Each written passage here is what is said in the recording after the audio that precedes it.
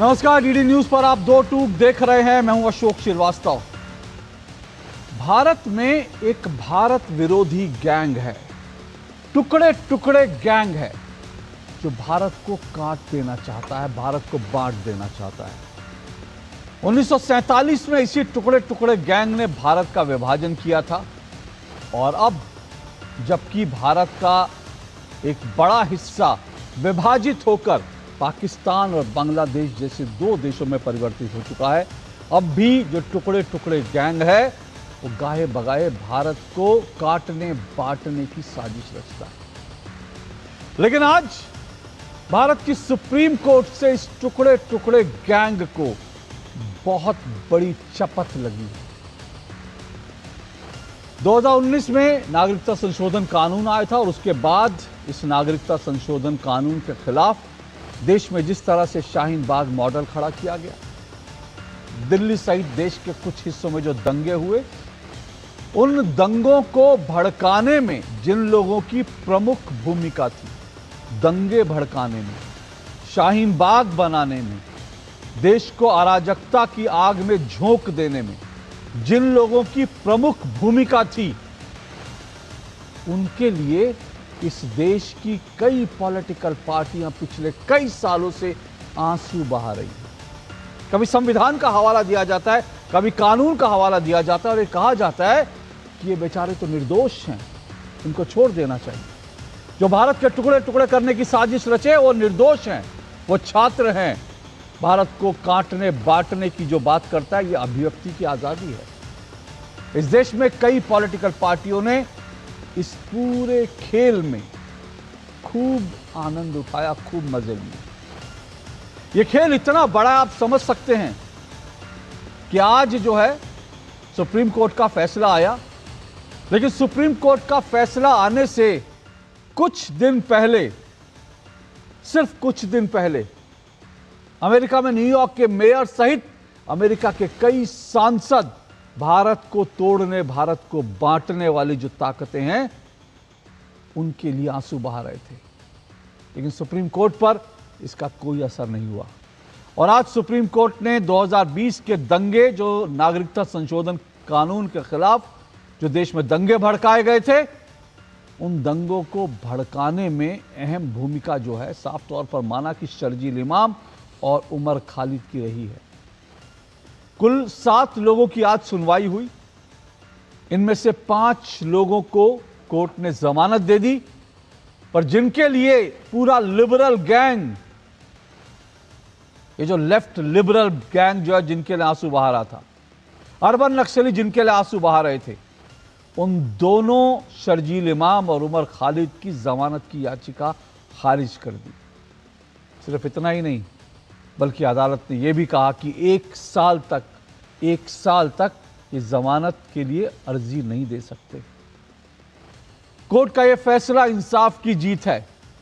Court का यह फैसला भारत विरोधी ताकतों के मुंह पर तमाचा है।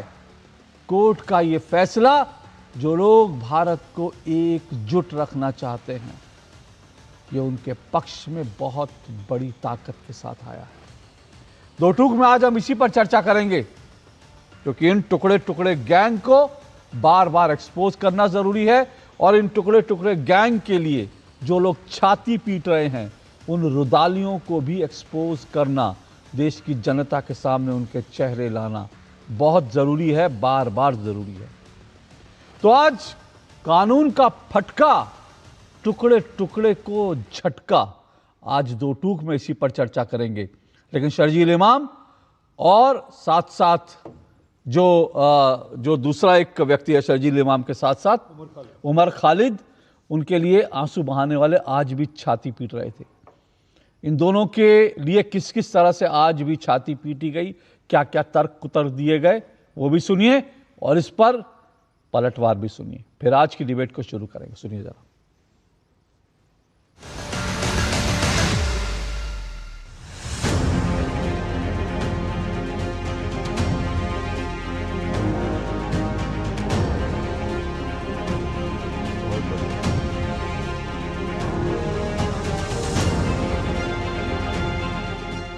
पूरी दुनिया का कंसर्न है। अमेरिका के लॉ मेकर्स लिख रहे हैं, न्यूयॉर्क का मेयर लिख रहा है। इसके बावजूद सुप्रीम कोर्ट ने उनकी अगर ज़मानत रिजेक्ट करती है तो ये तकलीफ़ की खबर है। आज जिस प्रकार से उमर खालिद और शर्जील इमाम, जिसके लिए केवल कांग्रेस पार्टी और उसके इकोसिस्टम से नहीं बल्कि विदेश से भी बहुत सारे पत्र और संवेदनाएं प्रकट हो रही थी, आज उन दोनों व्यक्तियों को सुप्रीम कोर्ट ने किसी भी प्रकार की राहत डिनाई कर दी है, उनके बेल को रिजेक्ट कर दिया है। आज सवाल ये बनता है कि चाहे 1000 वर्ष पहले के जो खलनायक है उनके प्रति, मुगल आक्रांताओं के प्रति, या आज जो देश को टुकड़े टुकड़े करना चाहते हैं उनके प्रति, कांग्रेस पार्टी हमेशा, उनका इकोसिस्टम का हमेशा एक सॉफ्ट कॉर्नर क्यों होता है? आज जो सुप्रीम कोर्ट ने जो अनाउंस किया है बेल्स, उस पर मुझे बहुत अफसोस है कि उसमें शर्जील इमाम को और उमर खालिद को छोड़ दिया गया। दोनों लोगों को बेल से महरूम कर देना, जमानत न देना, ये भी बहुत बड़ी नाइंसाफी है। ऐसे लोग जिन्होंने दिल्ली को दंगों की आग में धकेला, उन्हें कड़ी से कड़ी सजा मिलनी चाहिए। और वो लोग, वो पॉलिटिकल पार्टीज जिन्होंने ऐसे दंगाइयों का सहयोग किया, उन्हें भी कड़ा संदेश मिलना चाहिए, वो भी सजा के भागी हैं। सुप्रीम कोर्ट ने बार बार कहा है कि जमानत मौलिक अधिकार है, तो मौलिक अधिकार अगर किसी व्यक्ति का है तो उस व्यक्ति के अधिकार को भी देखा जाना चाहिए। लगभग 50 से अधिक लोग मारे गए दंगे में जो इन्होंने शुरू किया था, उसकी जिम्मेदारी कौन लेगा? यह है कि नहीं विषय। इसलिए हमेशा एक पक्षीय बात ठीक नहीं है। मैं माननीय सुप्रीम कोर्ट के फैसले का स्वागत करता हूं।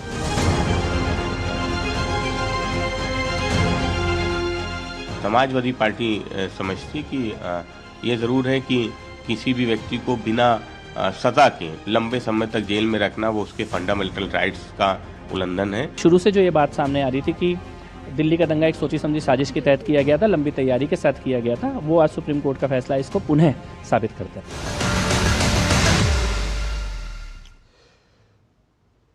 चलिए, तो आपको तमाम बयान सुनवाए पक्ष विपक्ष के, और आज की डिबेट में मेरे साथ 4 मेहमान जुड़ रहे हैं और मैं आपको ये भी सुनवाऊंगा किस तरह से ये जो सीए के खिलाफ जो माहौल बनाया गया था, इसमें किस तरह से दंगे भड़काने की जो साजिश है वो कौन लोग रच रहे थे, वो भी सुनवाऊंगा। लेकिन मेरे साथ 4 मेहमान जुड़ चुके हैं, एक परिचय करवा देता हूँ।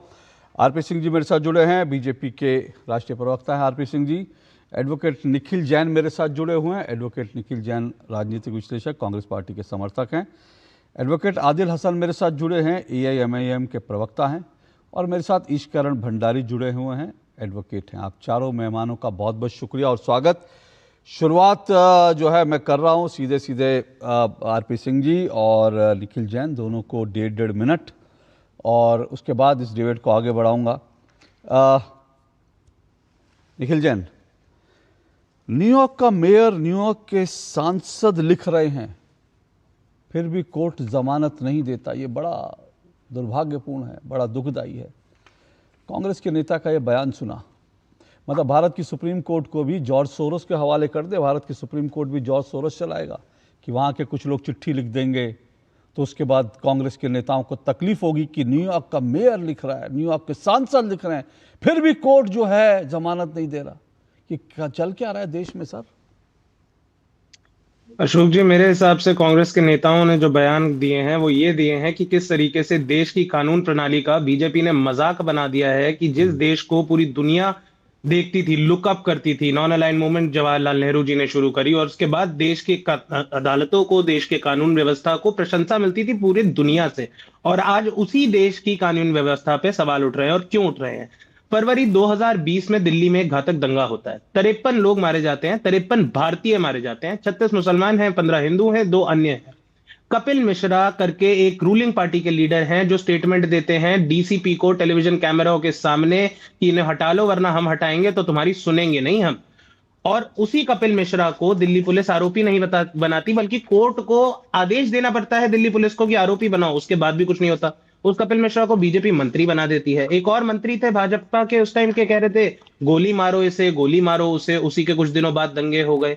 और फिर ये दो व्यक्ति हैं उमर खालिद और शर्जील इमाम, जिन पे इतने संगीन आरोप लगाए जा रहे हैं कि ये इंडियन स्टेट को डिस्टेबलाइज करने चले थे। अब मुझे ये नहीं समझ आता भारत देश इतना कमजोर कब से हो गया कि 2 कॉलेज के बच्चे इंडियन स्टेट को डिस्टेबलाइज कर देंगे। मैं कहता हूं आतंकवादी उनकी मेंटालिटी है नहीं है जो भी है, 2 बच्चे इंडियन स्टेट को इंस्टेबलाइज कर देंगे।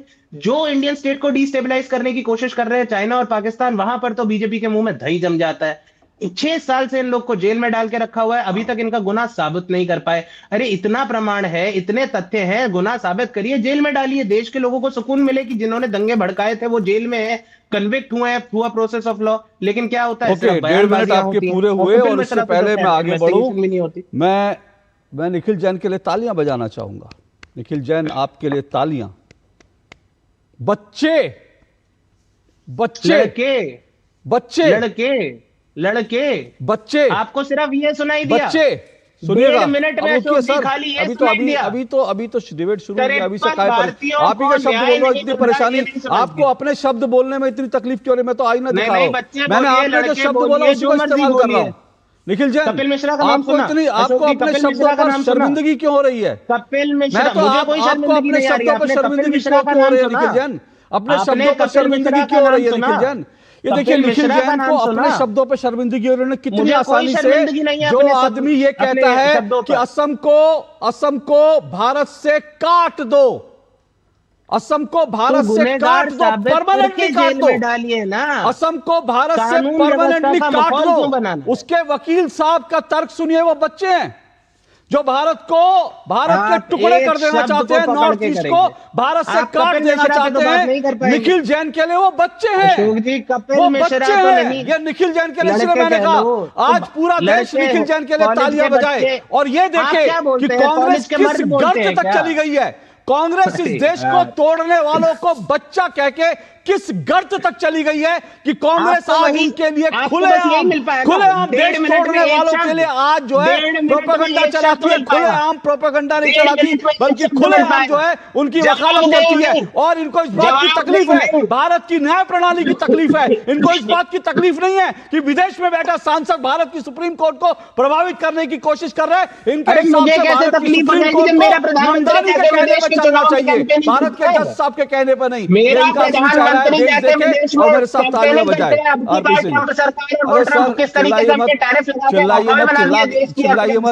सुनिए निखिल जैन, टेलीविजन चैनल में चिल्लाकर गला फाड़ने से नहीं होगा। आप तो बहुत बड़े वकील हैं, वैसे आपसे बड़े बड़े वकील जो है, अभी लिस्ट देख रहा था मैं उनकी, 20-20 लाख रुपए लेने वाले वो गला फाड़ रहे थे, वो सुप्रीम कोर्ट में कुछ नहीं कर पाए। आप टेलीविजन चैनलों पर गला फाड़ते रहिए। हिम्मत है तो जाकर बच्चों को छुड़ा दो ना, कोर्ट में साबित कर दो बच्चे हैं, कोर्ट में उनका बर्थ सर्टिफिकेट भी दिखा दो कि बच्चे 18 साल से, इनको माफ कर दो। ये कांग्रेस का असली चेहरा देश देखे। गुनहगार साबित करेगी, सवाल ये है। अब नहीं बोलेंगे आप? निखिल जैन, आप वकील हैं, आप अभी कह रहे हैं गुनहगार साबित कर दीजिए। पहली बात तो मेरा अशोक जी आपसे ऑब्जेक्शन है, आपने कहा दंगे भड़काए नहीं, दंगे कराए। ये दंगे कराने वाले लोगों में से थे, भड़काने वालों में से। ये इन्होंने दंगे प्लान कर कराए। मैं अभी आपको साबित कर दूंगा, रुक जाइएगा 2 मिनट जरा।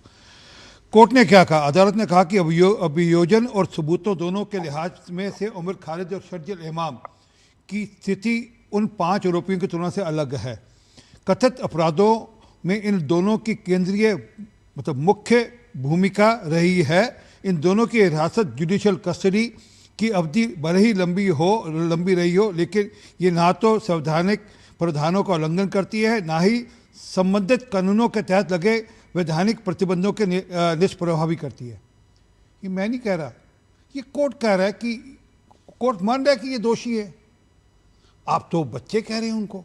अच्छा निखिल, अफजल हम शर्मिंदा हैं, तेरे कातिल जिंदा हैं, तो इन्हीं बच्चों में से एक ने कहा था ना?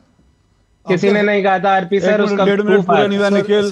निखिल आपके 1.5 मिनट तक आप बोलते रहे, किसी ने नहीं बोला। कोई बात नहीं, इनमें से एक बच्चों ने कहा था ना अफजल हम शर्मिंदा हैं, या उस गैंग के साथ थे जिन्होंने ये गाना गाया था अफजल हम शर्मिंदा हैं। तब भी आप सुप्रीम कोर्ट को मानने को तैयार नहीं थे। क्यों? अफजल को फांसी सुप्रीम कोर्ट ने दी थी और आप सुप्रीम कोर्ट के विरोध में जाकर अफजल हम शर्मिंदा है, तेरे कातिल जिंदा है। ये सब कागज मेरे को दिखाने की जरूरत नहीं है। ये सब दिखा के दिखाने की जो तथ्य हैं वो सबके सामने, वीडियोस भी सामने है। जी टीवी का चले थे, मैं आज चलो मैं बोल रहा हूँ, मुझे कहना चाहिए दूसरे चैनल का, तो चले थे और वो मुकदमा आप हार चुके हैं। इससे ये कोई फर्जी कागज दिखाने का कोई लाभ नहीं है। परंतु जो मूल बात है, ये तो कहा गया ना कि अफजल हम शर्मिंदा हैं, इसमें कोई शक वाली बात नहीं है। परंतु जो मूल बात है कि शाहीन बाग में जो माहौल खड़ा किया गया, मैं आज खुलकर कह रहा हूँ, डंके की चोट पे कह रहा हूँ, उसमें कांग्रेस का हाथ था। ओके, ठीक है। रामलीला मैदान से खड़े होकर सोनिया गांधी जी ने कहा इस बार आर पार की लड़ाई लड़नी है। शनिवार को और एतवार को दिल्ली में दंगे हो गए।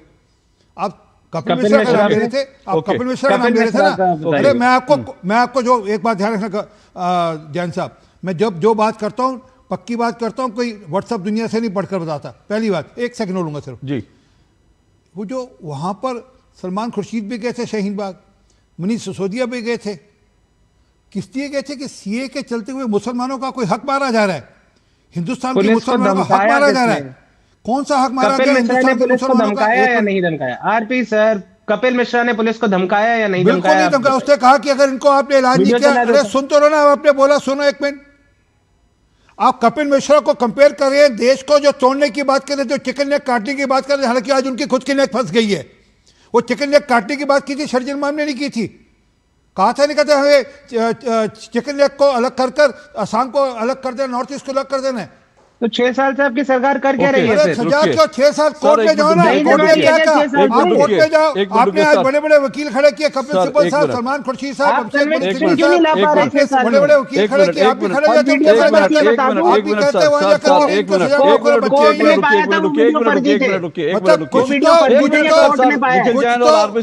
शर्म करो, निखिल जैन, कुछ तो शर्म करो। कैसी आप भाषा इस्तेमाल कर रहे? बच्चे हैं सर। आरपी सिंह जी एक मिनट रुकिए, देश को तोड़ने वाले बच्चे। आरपी सिंह जी निखिल जाए, एक मिनट रुकिए। मैंने पहले ही कहा था कि आज बहुत लोगों का चेहरा जो है एक्सपोज होगा, और आपको एक्सपोज हो रहा है, मुझे कुछ करने की जरूरत नहीं, वो खुद आके अपना चेहरा एक्सपोज कर रहे हैं। जो चेहरों से नकाब उठा रहे हैं, उनके चेहरों के नकाब पहचानिए, ये देश को पहचान रहे हैं। लेकिन अभी जो बात हुई ना, मैंने तो कहा कि शर्जील इमाम और ये जो उमर खालिद थे, क्या ये पपेट थे?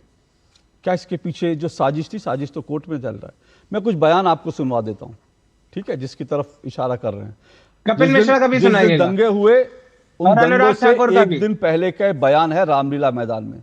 जरा चलाइए बीजेपी के लोगों का बयान चलाएंगे, मैदान के उन बीजेपी के लोगों के बयान चलाएंगे। जरा बयान सुन लेते हैं हम।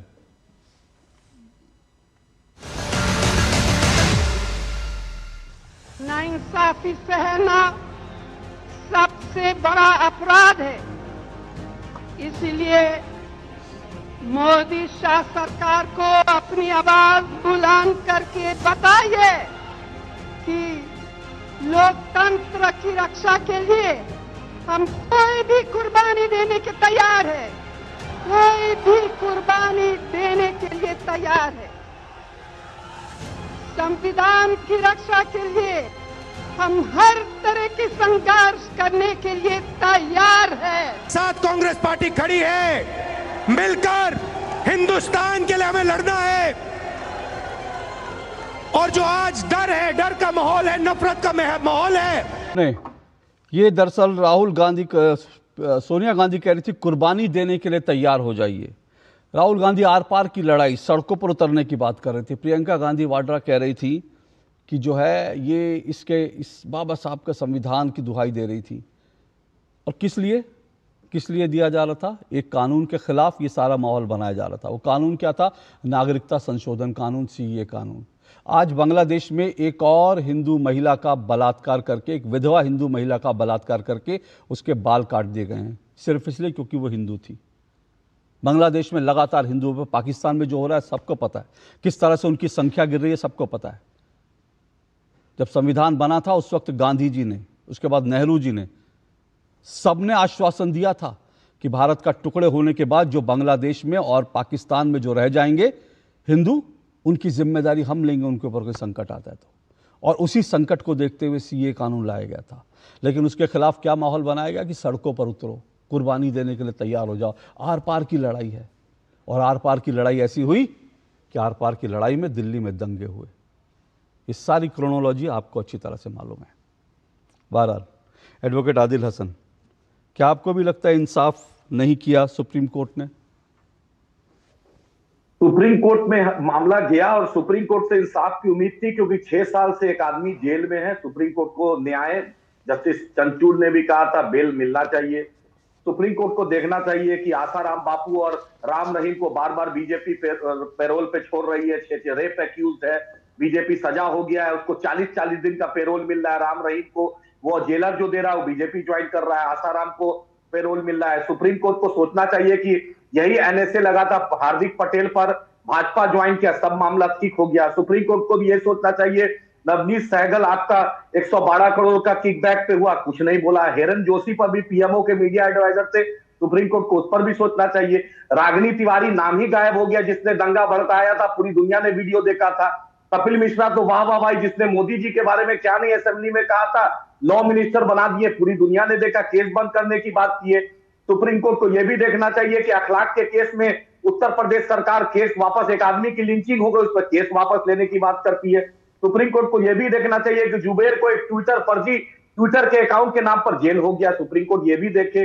सुप्रीम कोर्ट को यह भी देखना चाहिए, जो दूरदर्शन सरकारी चैनल है जो हमारे टैक्स पेयर से चलता है, वहां करोड़ों रुपए पर एक मीडिया पे एक एंकर को बहाल किया जाता है, किस आधार पर, सुप्रीम कोर्ट ये भी देखे। सुप्रीम कोर्ट ये भी देखे कि सीए प्रोटेस्ट जो हुआ था, शर्जील और उमर खालिद गया भी नहीं था नॉर्थ ईस्ट, तो सुप्रीम कोर्ट को यह भी देखना चाहिए, दोनों गए भी नहीं थे और आप उसको एक्यूज चैनल पे बना दिए। अरे भाई, देश की न्यायपालिका है ना, उस पर विश्वास है, क्यों नहीं ट्रायल हुआ? ट्रायल करा देते, आप फांसी दे देते अगर वो गलत है। और बीजेपी तो महबूबा मुफ्ती के साथ सरकार बनाई है, डिप्टी सीएम बीजेपी रही है, महबूबा मुफ्ती के साथ मलाई खाई है।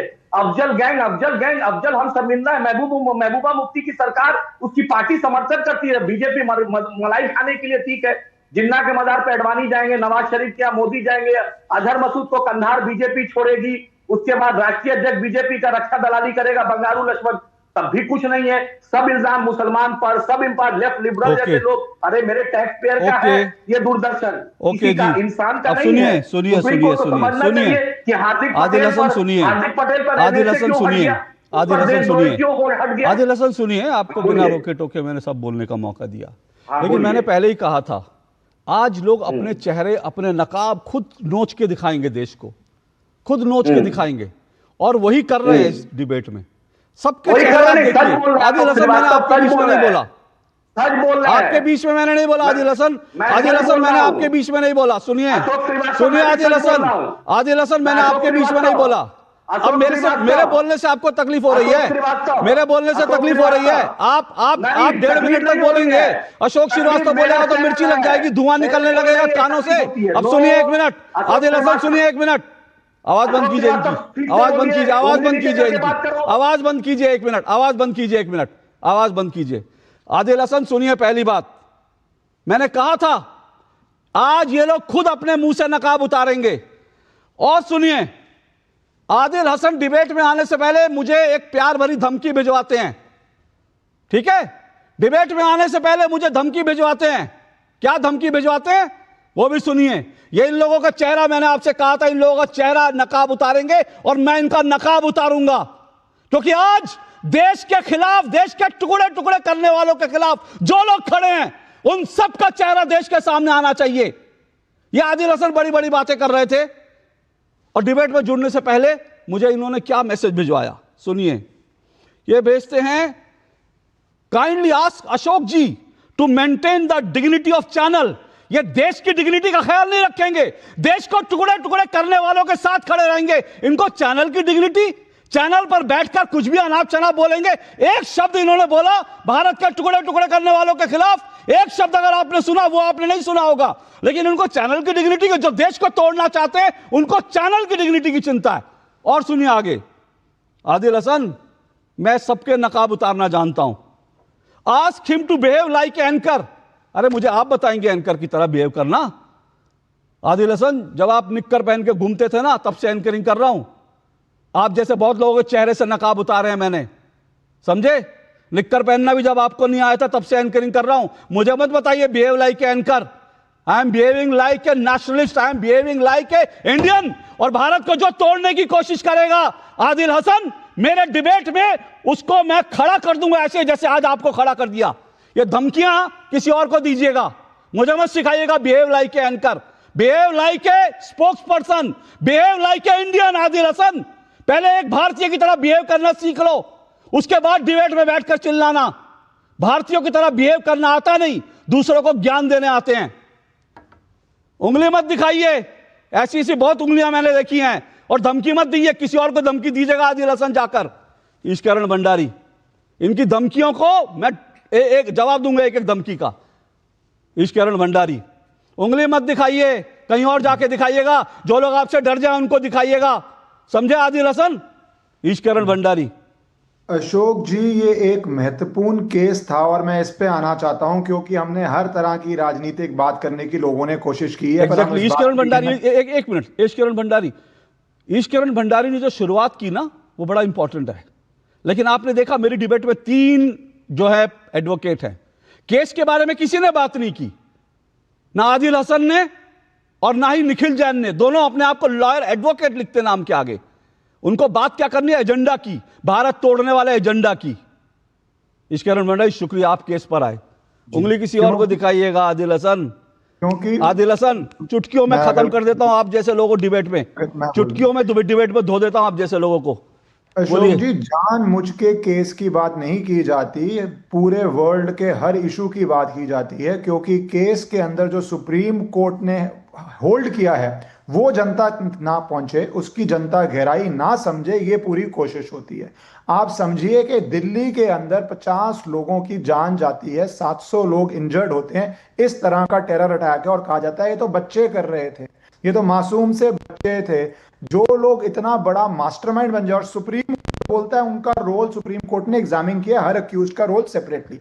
सुप्रीम कोर्ट पाता है कि इनका रोल इतना गंभीर, इतना सीरियस, एक मास्टरमाइंड की तरह था कि प्राइमा फेसाया इनके अगेंस्ट ये जो सेक्शंस लगे हैं वो सही पाए जाते हैं, उसको मासूम सा बच्चा बोलते हैं। किसी को मासूम सा डॉक्टर बोलते हैं जो ना जाने कितने हजार किलो से पूरे दिल्ली को उड़ाना चाहता। आप मैं सुरक्षित हैं क्योंकि हमारी जांच एजेंसीज ने समय पे पकड़ लिया, नहीं तो वो भी बच्चे थे, वो भी डॉक्टर्स थे, वो भी प्रोफेशनल्स थे। तो ये बार बार जो विक्टिम कार्ड है, इनोसेंट कार्ड है, उसको रिजेक्ट करना चाहिए, फैक्ट्स पे बात करनी चाहिए, और उस पर लॉ क्या रखता है। इस केस में एक और भी विशेषता है, पिछले 5 साल से एक बहुत बड़ा इकोसिस्टम पीछे पड़ा हुआ था कि कोई रोल ही नहीं है शर्जील इमाम का, कोई रोल ही नहीं उमर खालिद का। और फ्रीडम ऑफ स्पीच की बात करते हैं, मैं आपको लीगल बात बता रहा हूं, फ्रीडम ऑफ स्पीच होती है, बट अगर आप एक प्लान बनाएं, उस प्लान पे अगर लोग एक्ट करें, तो उस प्लान से जो आप हानि चाहते हैं वो हानि हो जाए, तो फिर वो स्पीच नहीं है, वो एक एक्शन प्लान है। अगर 5 लाख लोग चिकन नेक पे इकट्ठा हो जाए, मलबा डालें, आपके दर्शक बता दें, तो क्या उससे भारत के लिए नेशनल सिक्योरिटी थ्रेट खड़ी होती है? सिंपल आंसर है, होती है। तो जो व्यक्ति उसका प्लान बना रहा है, उसके लिए ग्रुप्स बना रहा है, उसके लिए लोगों को प्रेरित कर रहा है, उसके लिए लोगों को बता रहा है कि इस जगह पे आप खड़े हो जाएं तो भारत को मैक्सिमम डैमेज होगा। क्या ये स्पीच है या एक टेरर का प्लान है जो बहुत आसानी से इंप्लीमेंट किया जा सकता है किसी भी समय? आप देख रहे हैं वर्ल्ड की क्या रियलिटी है। आप सोचिए चाइना के साथ या पाकिस्तान के साथ या बांग्लादेश के साथ भारत का कुछ चल रहा हो और उस समय 5 लाख लोग चिकन नेक को तोड़ने की कोशिश करें, कितना बड़ा ये हमला होगा भारत में, वेजिंग वॉर ऑन इंडिया हो जाएगा। ये ऐसा प्लान जो बना रहे हैं उसको आप बच्चा बोलते हैं। इस केस में एक और विशेषता भी है, न्यूयॉर्क में बैठा हुआ एक मेयर एक फॉरेन इंटरफेरेंस करता है और एक पर्टिकुलर केस जिसके फैक्ट्स हैं उसके बारे में बात करता है। मुझे याद आता है जिस तरह लोग अहमद शाह अब्दाली को इनवाइट करते थे भारत के अंदर अपने राजनीतिक मतलब के लिए, अहमद शाह अब्दाली तू आ जा, ये वही वाली मानसिकता है। और ये सारी मानसिकता एक लाइन बस, ये सारी मानसिकता को आज सुप्रीम कोर्ट के ऑर्डर, मुझे लगता है बहुत इंपॉर्टेंट है, दूध का दूध पानी का पानी हो गया। अब highest court of the land ने पाया है कि इनके खिलाफ प्राइमा फेसाया केस है, तभी ये जेल में है। ईशकरण, मैं इसको लीगल एंगल पर एक बार फिर आ रहा हूँ।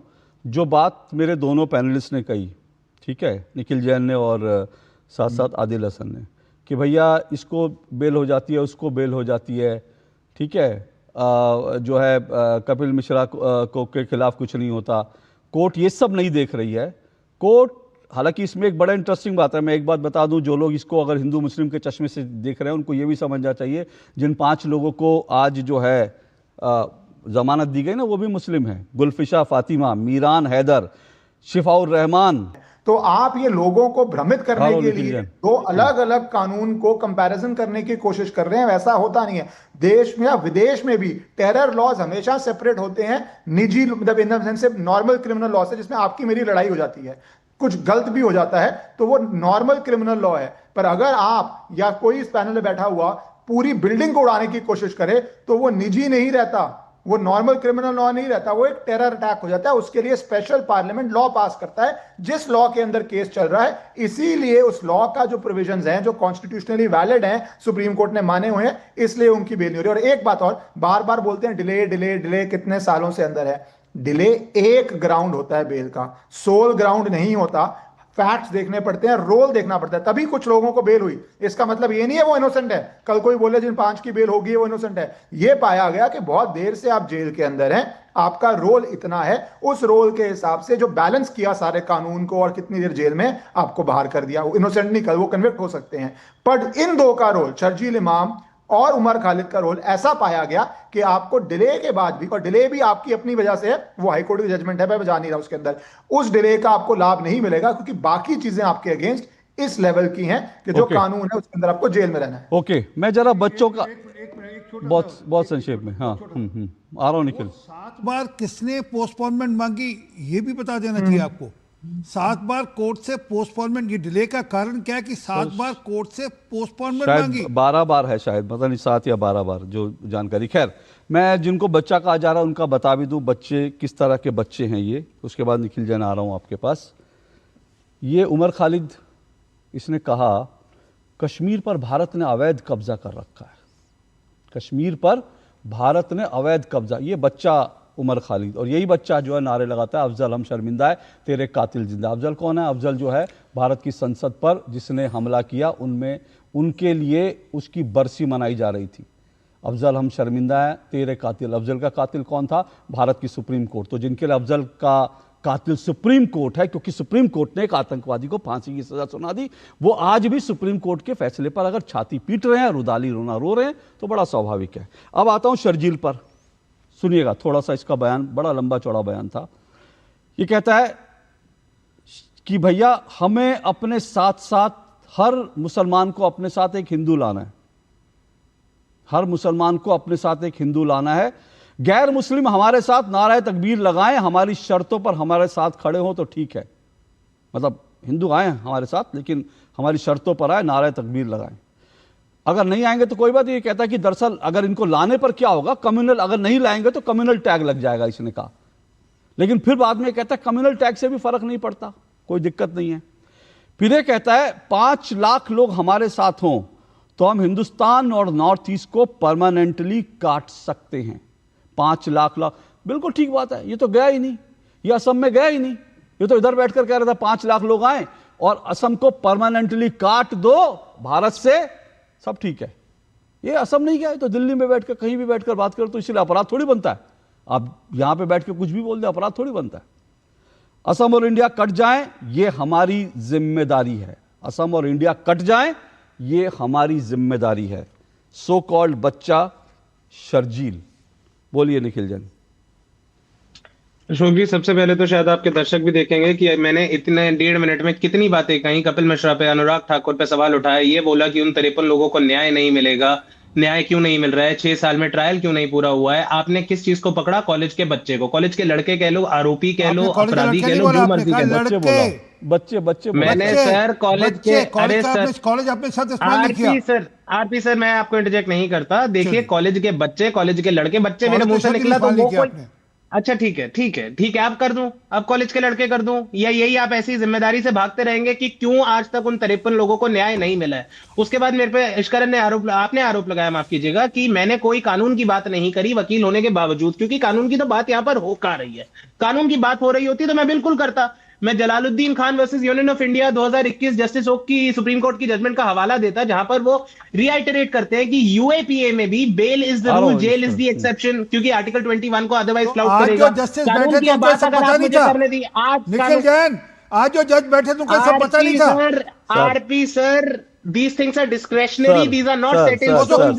कोर्ट जुडिशियस नहीं है, कोर्ट ठीक है, दूसरी बात आपने बोला बात पूरी करने दीजिए, पढ़े लिखे वकील हो, बात पूरी करने दीजिए, बात पूरी करने दीजिए। अशोक जी, आपने कहा कि अफजल हम शर्मिंदा है, तेरे कातिल जिंदा है, ऐसे नारे उमर खालिद ने इसने उसने लगाए।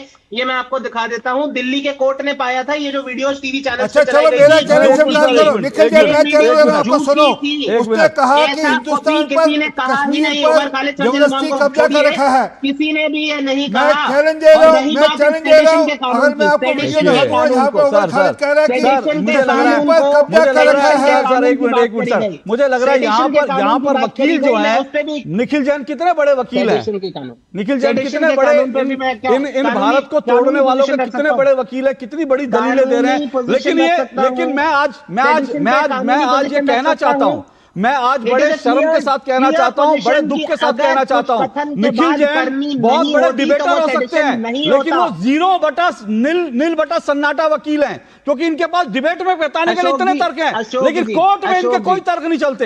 ये 0/0 सन्नाटा वकील हैं, इनके पास इनके जो बड़े बड़े धुरंधर वकील गए थे सब 0/0 सन्नाटा हो गए, और ये लोग जो है टेलीविजन पे बढ़िया डिबेट कर लेते हैं, लेकिन कोर्ट में जाते ही अब मैं क्या शब्द इस्तेमाल करूं, कोर्ट में जाते ही 0/0 सन्नाटा हो जाते हैं, इनके पास कोई तर्क नहीं होता। एक बात, और दूसरी बात, अब सुनिए दूसरी बात, मैं दूसरी बात भी बताता हूं, मैं आपको दूसरी बात भी बताता हूं। इन्होंने क्या कहा, इन्होंने कहा, और मुझे आज बड़ा अच्छा लग रहा है, मुझे आज बड़ा अच्छा लग रहा है निखिल जैन। देखिए देश ये भी देखिए, मैंने कहा ना, मैंने क्या कहा था, मैंने शुरू में कहा था अपना नकाब खुद उतारेंगे। आज मैं आपको याद दिलाता हूं, आज मैं आपको आवाज बंद करिए, हो गया चिल्ला चिल्ली कर रहा है ये, इतना दर्द शर्जील इमाम उमर खालिद के लिए, इतना दर्द आपने किसी में देखा है? कितनी पीड़ा हो रही है भारत को तोड़ने वालों के लिए, कितनी पीड़ा हो रही है। बस हो गया सर, चिल्ला चिल्ली हो गया। मैंने आपसे पहले हो गया सर, हो गया। मैंने आपसे क्या कहा था, आज अपने चेहरे खुद नकाब उतारेंगे। ये वही लोग हैं जब सीए आया था तो कहते थे कागज नहीं दिखाएंगे, आज डिबेट में बैठ के ये लोग कागज दिखा रहे हैं। वाह कितनी बढ़िया बात है, कल तक कागज नहीं दिखाएंगे, आज कागज दिखा रहे हैं, एक कागज दिखा रहे हैं आज। बहुत बढ़िया, वेरी गुड। मैंने इसलिए कहा था कि अपने नकाब खुद उतार के दिखाएंगे। आप सिर्फ इनके नकाब के पीछे के चेहरे देखिए, भारत तोड़ने वाले लोगों के लिए इनका दर्द देखिए, इनकी पीड़ा देखिए। ये भारत विरोधी रुदाली गैंग की ये आप करुण वंदना सुनिए, ये आप उनका रोना धोना सुनिए, छाती पीटना सुनिए, क्योंकि ये लोग अपना चेहरा खुद आपके सामने उतार रहे हैं।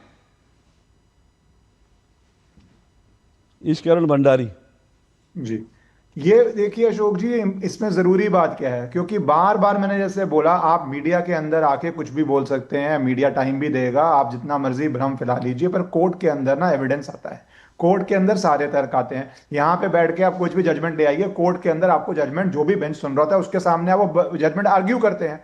कोर्ट पाता है कि वो जजमेंट इस केस में, इस फैक्ट में लागू होती है या लागू नहीं होती है।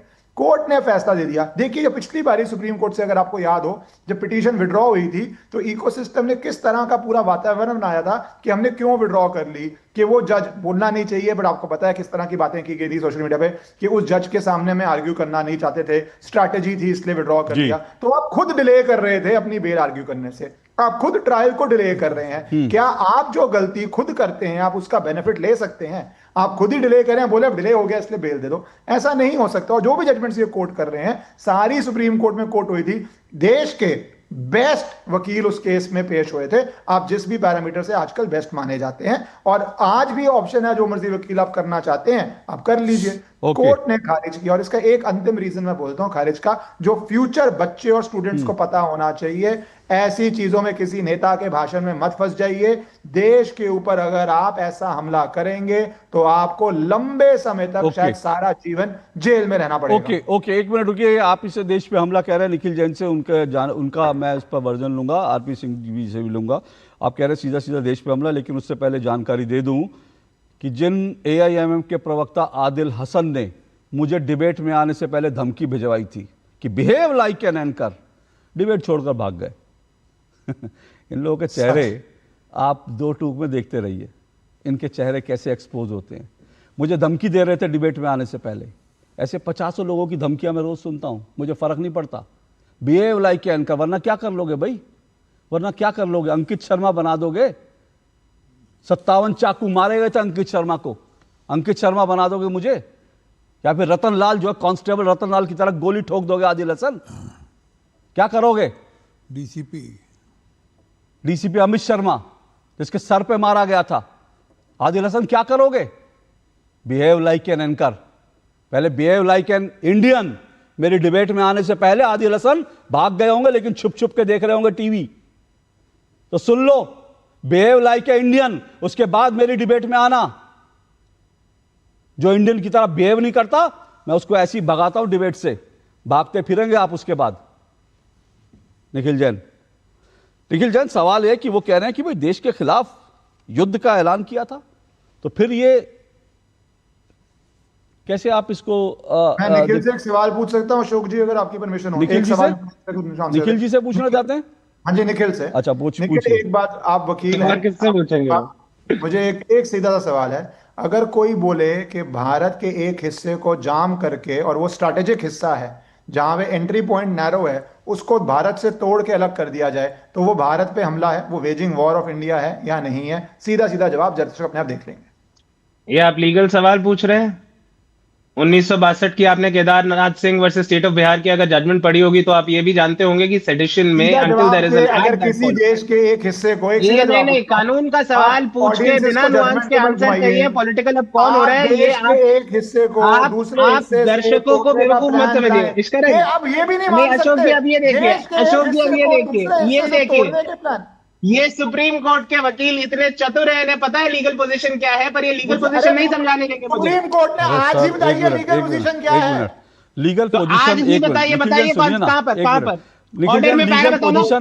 निखिल जैन सुनिए तो, कौन से ऑर्डर में पैरा बताओ? निखिल जैन कहां पर इन लोग को गिल्टी पाए पैरा बताओ। सुनिए तो सही, do you not know the provision? अरे एक मिनट सुनिए तो सही, आपने लीगल पोजीशन की बात करी ना। एक मिनट निखिल, एक मिनट सर सुनिए तो सही। अरे मैं 1 मिनट आ रहा हूँ। आपने लीगल पोजीशन, एक मिनट निखिल जैन सुनिए तो सही ना। आपका शब्द मैं इस्तेमाल करो मत। आपने लीगल पोजीशन की बात करी, मैं फिर से कह रहा हूँ, लीगल पोजीशन जो है, जो सही एक्यूरेट लीगल पोजीशन है, वो ना ईश्वरण भंडारी तय करेंगे, ना निखिल जैन करेंगे, ना अशोक श्रीवास्तव करेंगे, वो देश की सुप्रीम कोर्ट करेगी। सुप्रीम कोर्ट ने आज इस केस की लीगल पोजीशन साफ कर दी।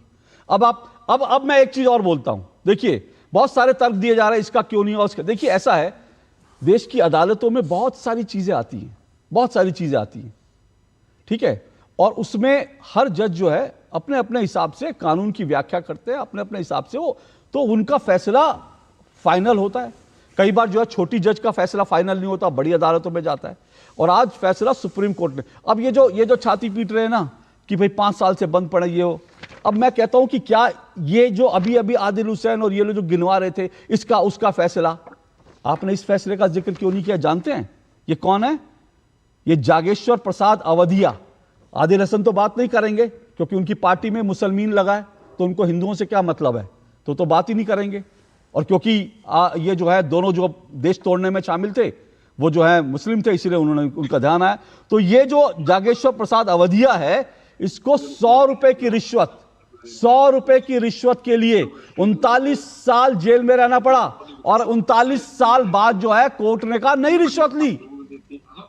39 साल एक आदमी 100 रुपए की रिश्वत के आरोप में जेल में रहता है, तब इस देश के इकोसिस्टम को दर्द नहीं होता। मुझे बताइए, जागेश्वर प्रसाद के लिए कितने लोगों ने आवाज उठाई होगी? जागेश्वर प्रसाद के लिए कितने लोगों ने कहा होगा कि 100 रुपए की रिश्वत के लिए आदमी जेल में बंद है, सड़कों पर आओ, आर पार की लड़ाई लड़ो? किसने इस जागेश्वर प्रसाद के लिए 20-20 लाख रुपए एक सुनवाई को लेने वाले कपिल सिब्बल के जैसे वकील खड़े किए? क्योंकि ये बेचारा तो इसका कसूर क्या? 100 रुपए की रिश्वत का आरोप था। लेकिन जिसके लिए ममदानी लिख देगा, जो भारत को तोड़ने की बात करेगा, ममदानी से क्या मतलब है? मुझे ट्रंप की पूजा मैं करता हूं, मोदी जी करते हैं। अमेरिकी नेताओं की पूजा मैं कर रहा हूं या मोदी जी कर रहे हैं? अभी आपने ये देखा अशोक जी, मैं क्या दिखा रहा था? ये दिल्ली सरकार के मंत्री हैं मजिंदर सिंह संत साहब, भिंद्रनवाला की तारीफ कर रहे हैं। इन पे आप सवाल पूछेंगे कभी? आरपी सर से पूछे इन पे सवाल, बीजेपी से पूछ लीजिए। किसी से पूछ लीजिए, अमित शाह से पूछ लीजिए कि उनके गृह मंत्री रहते हुए दंगे कैसे हो गए, कपिल मिश्रा ने कैसे वो भाषण दिया, अनुराग ठाकुर ने कैसे वो भाषण दिया, इसी मजिंदर सिंह सिरसा को क्यों मंत्री बनाया गया? एक मिनट आरपी सिंह, आप जवाब दीजिए। उससे पहले एक बात करेक्ट कर दूं, आप बार बार अनुराग ठाकुर का नाम ले रहे हो ना, आपने शुरू में कहा, और अगर आप, मुझे लगता है अब मैं जब काउंटर करूंगा तो शायद आप जैसे पहले बच्चे से पलट गए, इससे भी पलट सकते हैं, लेकिन ये यूट्यूब पर होगा और मैं आपको इसका क्लिप काट के भेज दूंगा। इन्होंने कहा बीजेपी के एक नेता, गोली मारो, ठीक है? सुनिए निखिल जैन जी, गोली मारो अगर एक बार भी उनके मुंह से निकला हो, जिस नेता की बात कर रहे हैं अनुराग ठाकुर, एक बार भी, अब हंसिए मत, यह सीरियस मैटर है, एक बार भी निकला हो तो आज मैं साक्षात दंडवत करके आपका चरण स्पर्श कर लूंगा, और नहीं तो आप साक्षात दंडवत करके मेरे चरण स्पर्श कर लेना। अगर एक बार भी उनके मुंह से निकला हो गोली मारो, उसने क्या कहा? अगर एक बार भी उनके मुंह से निकला हो गोली मारो, ये झूठ की दुकान दो टुक में नहीं चलती। अच्छा, खालिद का बयान चला दीजिए, झूठ की दुकान। अब खालिद पे वीडियो चला दीजिए, खालिद पे आप बग रहे हैं अनुराग ठाकुर पे। अरे खालिद पे बग गए, मैंने आपसे क्या कहा? आपने जो बयान दिया मैंने उसी का, मैंने तो उसके शब्द पकड़े। फिर से कह रहा हूं, अगर निखिल जैन, और मैं अपने दर्शकों से कह रहा हूं, अगर निखिल जैन ट्विटर पर भी चला देंगे ना कि बीजेपी को उस नेता ने जिसका नाम ले रहा है अनुराग ठाकुर, अगर अनुराग ठाकुर के मुंह से गोली मारो निकला होगा तो मैं निखिल जैन से दंडवत प्रणाम करके माफी मांगूंगा, और नहीं तो निखिल जैन मुझसे दंडवत प्रणाम करके मेरे से माफी मांगे। आरपी सिंह बोलिए। बोलिए निखिल, आप कह लीजिए, फिर पूरा जवाब देता हूं। आप कुछ और कहना चाहते हैं? नहीं आरपी सर, आप, मुझे समझ नहीं आ रहा आप जवाब कैसे देंगे कि कपिल मिश्रा जो एक मंत्री हैं जो दिल्ली के दंगे भड़काते हैं वो मंत्री हैं, भिंद्रेवाला की समर्थन करने वाले आतंकवादी, भिंद्रेवाला का समर्थन करने वाले सिरसा जी आपकी सरकार में मंत्री है, पार्टी में आतंकवादी समर्थक क्यों है आपकी सरकार में? अरे एक मिनट सुनिए ना, कपिल मिश्रा ने क्या कहा था वो भी ध्यान से सुनिए। उन्होंने कहा इन लोगों की चिंता करो, इनको ठीक करो, क्योंकि वहां पर वह दंगा करने की मंशा से उन्होंने घेराव किया था स्टेशन का, मेट्रो स्टेशन का। इसलिए सुन लीजिए, पर कहीं पर मेरा चैलेंज स्वीकार कर लेना, और छाती ठोक कर कह रहा हूं, कपिल मिश्रा का कोई 1% रोल भी दिखा देना मेरे को दंगे के अंदर, तो मैं राजनीति छोड़ दूंगा।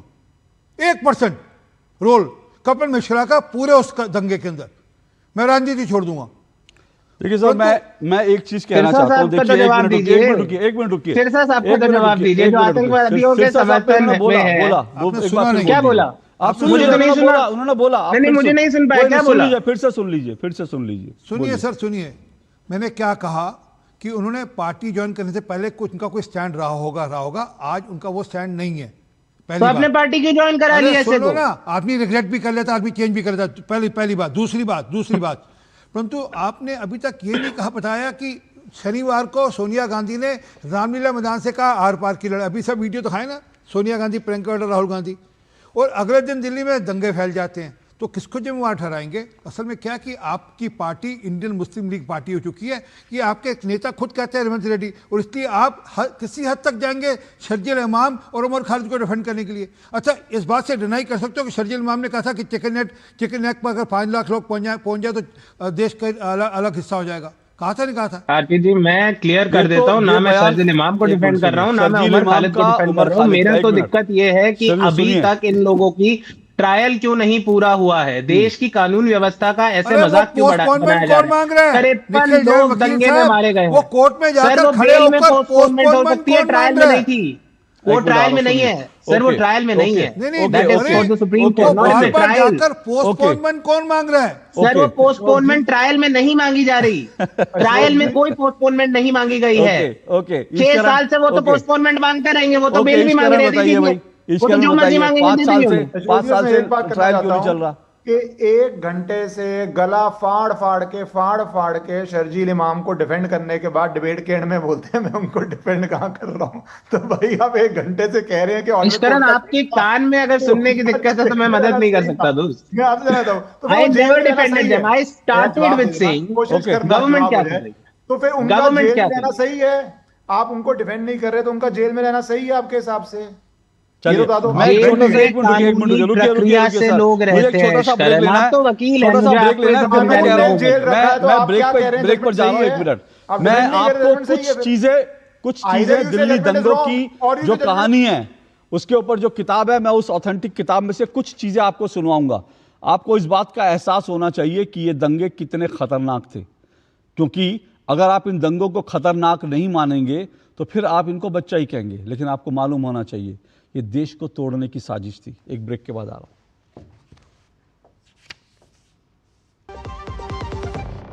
व्यक्तिगत जानकारी के लिए ऑनलाइन अनुरोधों से रहें सावधान। कुछ भी जानकारी देने से पहले जरूर सोचें।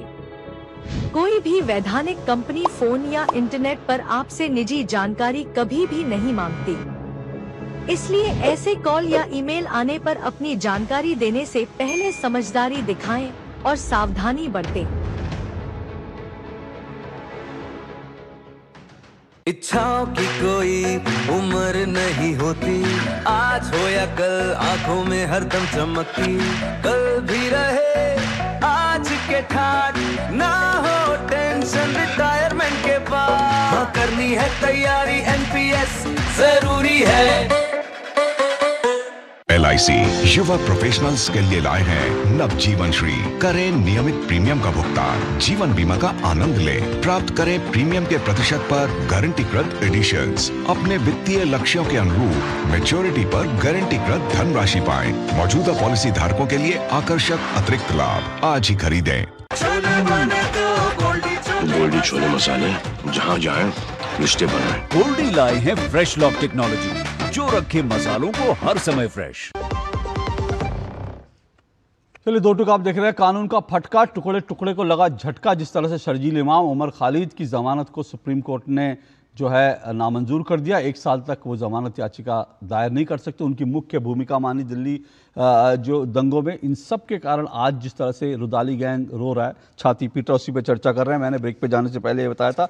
मैं ये भी आपको बता दूं, ये जो दंगे थे ना, ये पुलिस ने जो है इसको लेकर के जो तहकीकात की थी उसमें पुलिस ने ये कहा था कि CA के खिलाफ प्रदर्शन का मकसद नेपाल की तरह सत्ता परिवर्तन था।